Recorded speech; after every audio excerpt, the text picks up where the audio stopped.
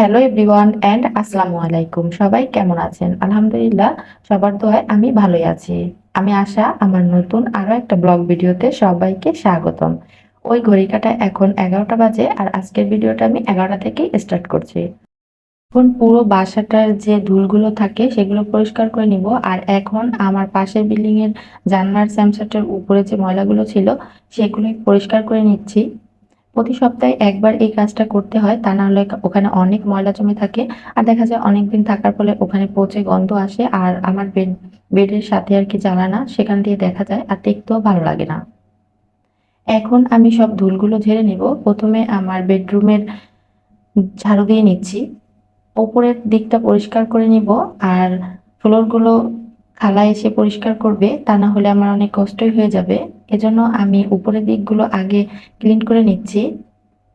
ওই রুমটা ঝাড়ু দেওয়া হয়ে গেলে আমি ডাইনিং রুমের ধুলগুলোও ঝাড়ু দিয়ে আর কি ঝেড়ে নিব। দেখতে দেখতে রমজান তো শেষের দিকে চলে এসেছে আর ঈদও চলে এসেছে। কোথা দিয়ে এই একটা মাস শেষ হয়ে গেল বোঝাই যায় না।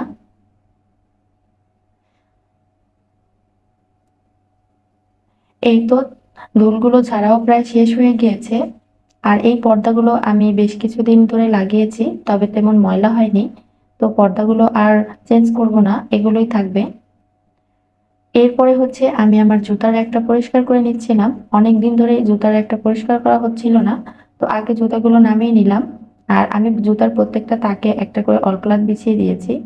এগুলোর ফলে ধুলোবালিগুলো নিচে যায় না। তারপর দেখা যায় রেগুলার ইউজের যে জুতাগুলো তাতে কিন্তু বালু থাকেই। তো সেগুলোই এখন ক্লিন করে নিব। প্রথমে ঝাড়ু দিয়ে বালুগুলো ফেলে দিব। এরপরে সুতি একটা কাপড় দিয়ে হচ্ছে এই পুরো তাকগুলোকে মুছে নিব। মুছে নেওয়া হয়ে গেলে আবার হচ্ছে অলক্লাচগুলো বিছিয়ে দিব। আর এর মধ্যে কিন্তু আমি জুতাগুলো রেখে দিয়েছি আর ২-১ টা জুতা ধোয়া বাকি ছিল, সেগুলোও ধুয়ে নিব। আর খালা হচ্ছে ফ্লোরটা ঝাড়ু দিয়ে নিচ্ছে। আর প্রচুর ময়লা বের হয়েছে, দেখতেই পাচ্ছেন। ময়লা না থাকলেও যদি ধুলগুলো ঝাড়া হয়, অলগুলো ঝাড়া হয় তাহলে কিন্তু অনেক ময়লা বের হয়। আমার বাসার মেইন গেটের সামনে খুব ময়লা হয়ে থাকে বালু, এগুলো আর কি ঝেড়ে নিচ্ছি। সিঁড়ির কাজগুলো এখনো কমপ্লিট হয়নি, এজন্য অনেক ময়লা থাকে আর দেখতেও ভালো লাগে না।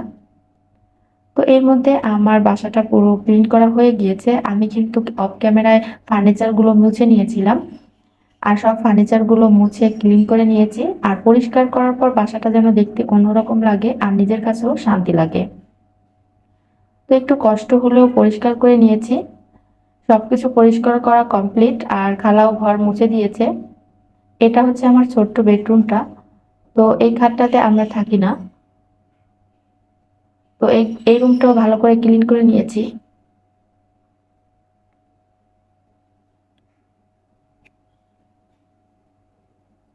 খালা আবার এদিকে কাপড় চোপড় গুলো ধুয়ে নিচ্ছে। আর আমি আবার রান্না বসিয়ে দিয়েছিলাম। এখানে ভাত আর ডাল সিদ্ধ দিয়ে দিয়েছি। ভাতটা প্রায় হয়ে গিয়েছে, এখন ভাতটা নামিয়ে নিব। একটু তাড়াতাড়ি করে রান্না করছি, যেহেতু আজকে একটু বাহিরে যাব। আর ডালটাও ঘুটে নিব। আজকের ডালটা আমি হচ্ছে লাউ দিয়ে রান্না করব। আগের ডাল সিদ্ধর সময় লবণ, মরিচ আর হলুদ দিয়ে দিয়েছিলাম। এখন শুধু লাউ আর পেঁয়াজ দিয়ে কিছু সময় জাল করব, যাতে লাউটা একটু নরম হয়ে যায়। এরপর পরিমাণ মতো পানি দিয়ে দিব। এবার লাউটা হতে থাক এক চুলায়, আর অন্য চুলায় করলা ভাজি করে নিব। এতে করে তাড়াতাড়ি রান্নাটা হয়ে যাবে। করলা ভাজির মধ্যে আলু দিয়েছি, পেঁয়াজ আর হচ্ছে একটু মরিচ দিয়ে দিয়েছি। পেঁয়াজের পরিমাণটা একটু বেশি দিয়েছি। এখন এখানে লবণ আর সামান্য হলুদ গুঁড়া দিয়ে দিব। তো এভাবে করলাটা ভাজি করে নিব। এদিকে ডালটাও হয়ে গিয়েছে, এখন একটু বাগার দিয়ে দিচ্ছি রসুন আর পেঁয়াজটা ভেজে।